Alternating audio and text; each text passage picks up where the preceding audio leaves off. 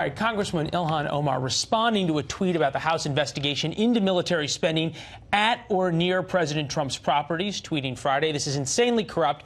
There is so much of it since he has taken office, and that we don't need Mueller report for impeachment." With that, we bring in Republican Arizona Congressman, member of the House Judiciary Committee, Andy Biggs. They've got a few things coming up on impeachment this week when you get back to D.C. Nice to see you, sir. Hope you enjoyed the recess. I did. Thanks, if the Democrats want to go down this path, there doesn't seem to be a whole lot Republicans can do about it in the House, correct?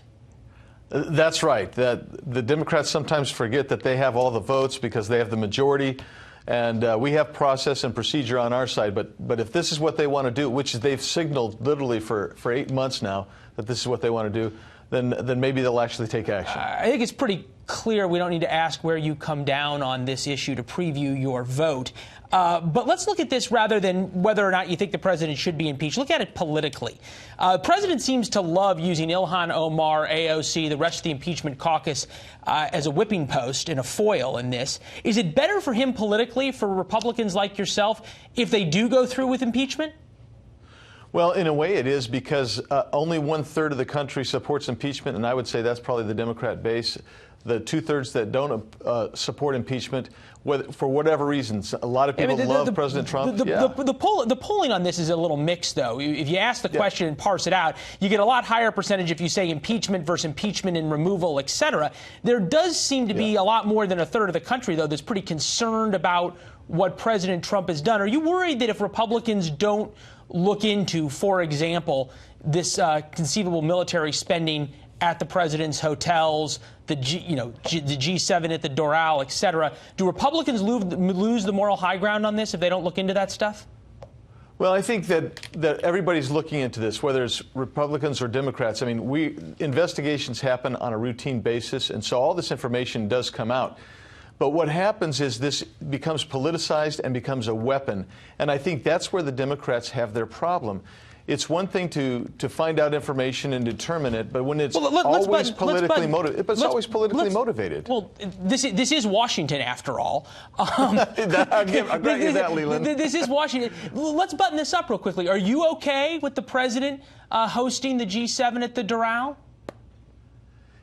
I don't find that to be entirely offensive to me. Well, if it's not entirely offensive, if it's not entirely offensive, is it entirely okay?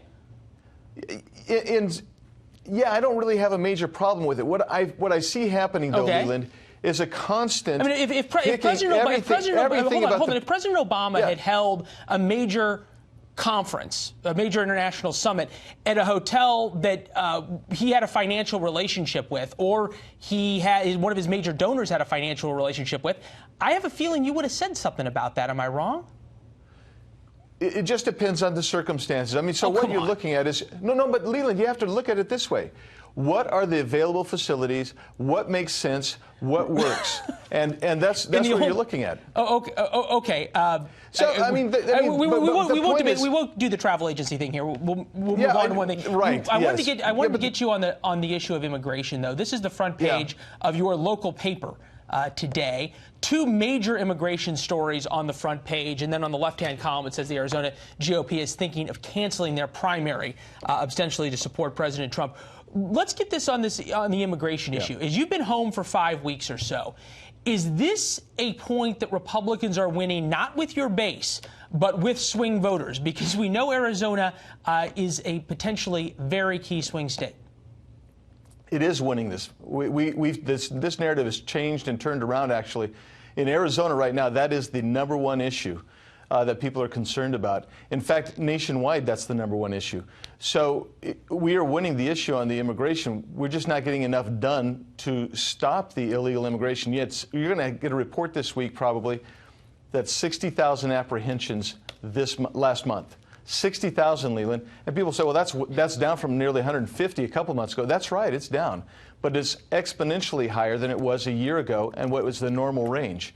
You're still catching 1,800 people a day crossing our border. Yeah, the front page of the paper actually talking about just that issue in terms of the numbers, and they are indeed down. Congressman, appreciate it as always. Safe travels back, and we'll see you back once you get back to work. Thanks, Leland. Good to see you, sir.